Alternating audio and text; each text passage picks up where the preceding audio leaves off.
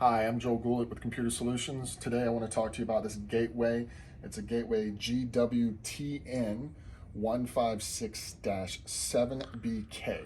So in this video here, what I'm actually going to be talking to you about is what we found. There's no service manual out there that we found in this one. There's another video out there for a similar model, but in this case here, just want to run through a couple of things that you want to take apart to gain access. If you want to replace the screen, or actually get anything replace the hard drive or a fan or something of that nature.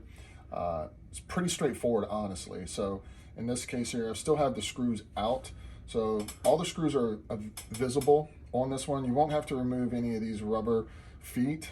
There's no need for that. However, you do want to remove this panel right here. This panel looks like, in this case here, like an additional spot for another M2 or I'm not sure what actually hard drive, but it looks like an M2 that fits in there.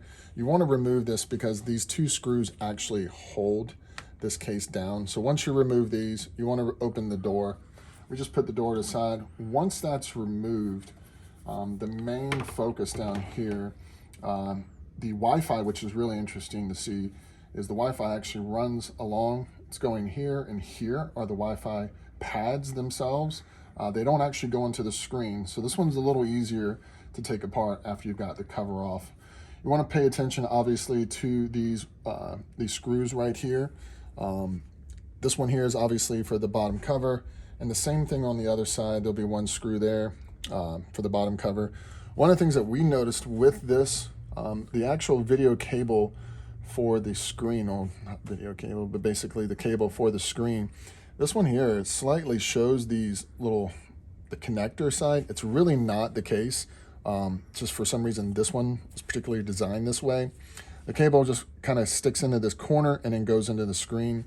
Once you've unconnected that, all you'll actually need to do, we take it and put it on a 45, and then we take the screws off, and then we'll stand it up like so, and then we can actually disattach the screen. It'll slide right off.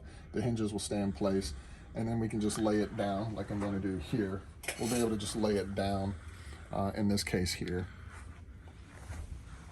So at this point, the only other next step would be to remove these little rubber covers for the screws. We use an X-Acto knife. We can get right in the corner, pop it. That way, any of that sticky tape will stay on there and you don't have to replace that. I've seen where we've pulled them off in the past and the sticky will stick to the screw. It's a little harder then, for these things will fall off. But once you've taken those off, there's 4 screws there. The only reason why we're actually taking the screen off of the bottom is because underneath here, this trim, it's really hard to maneuver out from it. These corners, if you want to get in zoom here, these corners right here, this curve and over is really just the cover, but it's mainly this part here that covers the hinge and also hides the actual cable that connects to the screen. That's really kind of it. And then we've got the old screen here to kind of show you that connection, very simple connection. And then this thing actually has 4 screws that just hold it in place. No glue. We didn't find any glue on the back of, or not glue, but double-sided tape. The only area we saw double-sided tape is right here.